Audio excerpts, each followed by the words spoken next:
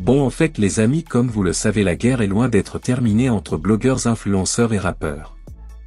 Boba attaque souvent les influenceurs sur les placements de produits et ces placements de produits fait l'objet de plusieurs débats dans les réseaux sociaux.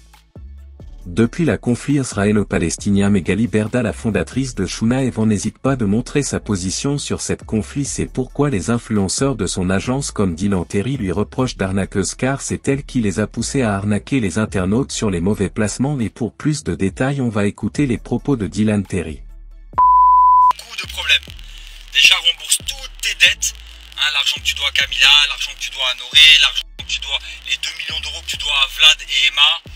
Le vieux que t'as arnaqué, tes impôts que t'as pas payé. Déjà, occupe-toi de rembourser toutes les dettes que t'as dans ta vie. T'as vu? Qui sont prouvées juridiquement parlant, contrairement à moi, tu vois. Et après, arrête de dire, tu te moques, machin. Y a personne qui se moque de quiconque, t'as vu? On se moque pas d'où il y a des morts. S'il y a des morts en Israël, on n'est pas content. S'il y a des morts en Palestine, on n'est pas content. On veut juste que la guerre, elle s'arrête et que ce qui appartient à la Palestine reste à la Palestine. Voilà, tout simplement. Bon, c'est français, là, hein. Ok, donc occupe-toi de tes fesses qui sont bien sales, hein, qui sont vraiment sales auprès de beaucoup de monde, et après tu pourras parler de moi. Et la question que je me pose, c'est comment t'oses ouvrir ta bouche? Si aujourd'hui tous les influenceurs sont dans la merde ou ont une image de merde, c'est à cause de tes magouilles de merde à toi. C'est parce que tous tes placements de produits frauduleux qui viennent de Chine, qui sont pas livrés, ça vient de toi. Allez, pour être sincère avec vous, pour être honnête avec vous, 80% des magouilles, ça vient de chez elle. Tu vois, on a fait des erreurs, moi le premier, mais 80% c'est qu'on était dans ton agence. Que des placements de merde. Des trucs qui maigrissent pas, des trucs qui sont pas envoyés, des trucs qui ne marchent pas, des trucs qui viennent d'AliExpress. Et je sais pas comment t'oses ouvrir ta bouche. Je sais pas comment tu fais. Genre normal, là t'essaies d'esquiver le sujet de toutes les merdes qui t'arrivent. Occupe-toi déjà de tes affaires bien sales, hein, qui sont en justice, hein. Contrairement à moi, mes affaires, y a rien. Toi, occupe-toi déjà de régler tous tes problèmes, et après, tu pourras ouvrir ta bouche qui est sale. Dernière chose, si t'avais vu ma story, Magali, je suis le premier musulman qui soutient la Palestine à avoir dit les juifs en France n'ont rien à voir. T'as vu, malgré que je sois pour la Palestine, que je sois musulman, je dis que les juifs en France n'ont rien à voir. C'est-à-dire toi, tes enfants, un tel, tu vois, tous les juifs en France, ils n'ont rien à voir avec ça. C'est-à-dire que nous, musulmans, enfin, musulmans ou des gens qui se prennent pour des musulmans, ça sert à rien d'aller agresser les juifs. Parce que eux, ils n'ont rien à voir dans cette histoire. C'est le conflit entre Israël et la Palestine. Et c'est l'État d'Israël qu'on condamne, nous, les musulmans. On condamne l'État d'Israël, on condamne pas les juifs. Les juifs, c'est nos frères et sœurs. Et toi, t'oses ouvrir ta bouche alors que quand Booba, il mettait l'adresse de tes gosses, quand Booba, il mettait l'adresse de chez toi, j'étais le premier à dire, regardez ce qu'il fait. Alors que t'es pas ma pote, et je disais, regarde, il a aucune éducation, l'autre il met l'adresse de ses enfants, l'adresse de chez elle, ça se fait pas. Et là, t'oses ouvrir ta bouche par rapport à moi, mais t'es vraiment folle, toi, c'est un truc de fou. Vraiment, starful là, comment je suis con, moi, de te défendre encore. Le problème, c'est que je peux pas trop vous montrer d'images, parce qu'en fait, les images choquantes, mon snap va sauter, hein. Tu peux jamais t'exprimer vraiment librement, sachant que c'est pas le premier snap qui saute. Du coup, je peux pas vous mettre d'images avec du sang, je peux pas vous montrer vraiment ce que j'ai vu là-bas. Sinon, mon snap il va pas durer 24 heures, il va sauter directement. Mais voilà, en gros, on a été accueillis par une équipe de Palestiniens. Ensuite, on a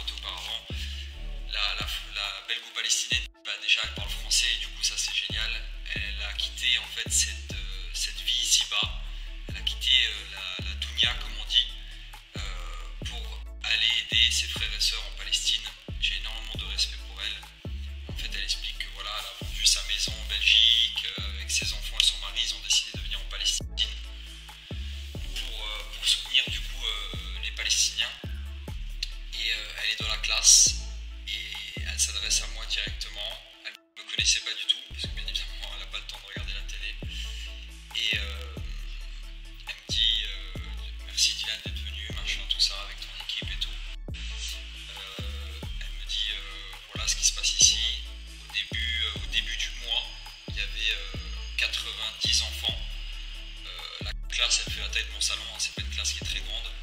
Il y avait 90 enfants, aujourd'hui il n'y en a plus que 56. C'est-à-dire que depuis le début du mois, ils ont perdu 34 enfants. Les enfants ils font moins d'1 mètre, il y a tous les enfants autour de moi directement, j'ai l'arme à l'œil parce que tu te dis. Ensuite elle explique que en fait le fait qu'elle te raconte ça et que tu as les enfants à côté de toi, bah ouais t'es triste, forcément t'es touché, du coup on était tous touchés, presque toute l'équipe pleurait. Elle te dit aussi oui il y a 3 jours il y a un enfant qui est sorti devant l'école et il s'est pris une balle dans le corps par l'État d'Israël. Il s'est pris une balle dans le corps, le professeur il est venu, il a essayé de tirer l'enfant pour rentrer l'enfant dans l'école, bah, il s'est fait tirer dessus, balle dans la tête, 56 ans, c'était un prof de maths. Il est mort directement, les deux sont morts devant l'école. Ensuite elle te dit, il y a 2 jours on a refait les fenêtres, parce que du coup ils étaient cassés par rapport aux explosions. Et moi je vois qu'il y a une fenêtre où il y a une balle il y a un trou de balle, et je dis mais vous avez refait les fenêtres mais il y a un trou de balle là. Elle dit ouais ça s'est arrivé hier. Je dis ah ok. Et en fait elle te montre sa voiture et sur sa voiture il y a des balles aussi. Et en fait elle t'explique tout ça normalement, genre elle est pas en train de trembler, elle est pas en train d'avoir peur, elle t'explique tout ça normalement. Et en fait elle t'explique, elle me dit voilà nous on a le but, ceux qui m'ont suivi en Palestine, on a comme but de refaire une école, d'agrandir une école, de refaire une école pour les enfants.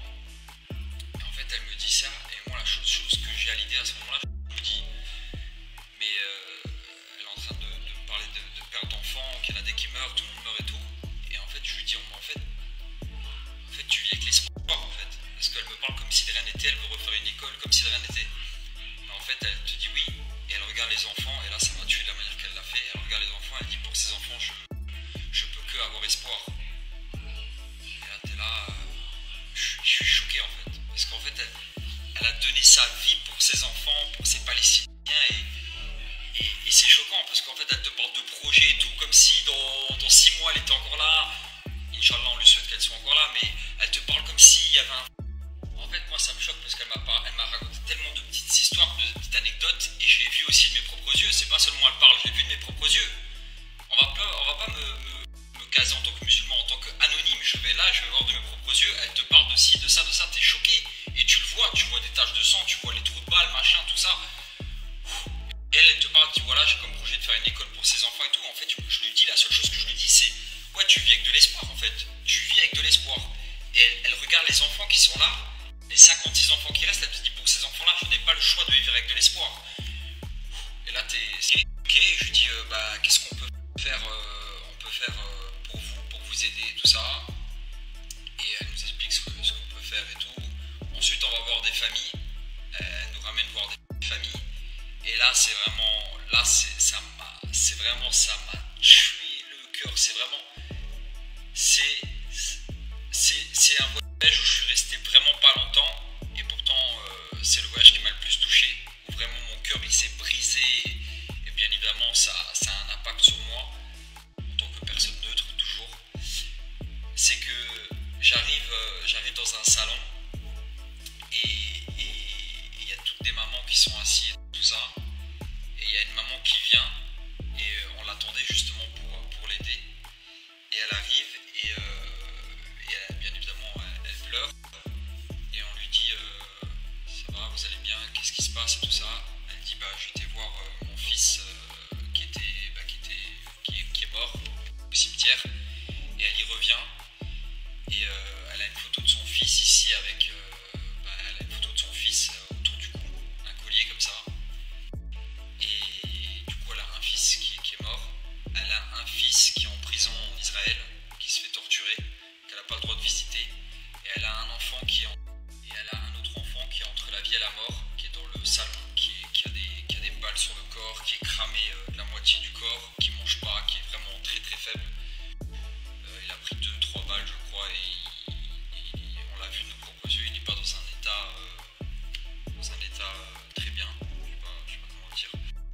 Bon, c'était ça les amis, les propos de Dylan Terry, et pour rappel, en reprochant Magali Berda d'arnaqueuse, il s'est oublié lui-même les multiples cagnottes encaissées sous prétexte des aides humanitaires en Afrique, plus particulièrement au Madagascar où il essayait d'arnaquer Jazz Correa une forte somme d'argent, mais finalement Boba l'a dénoncé de ces arnaques. Aujourd'hui il fait semblant de tout oublier alors que les faits sont toujours là.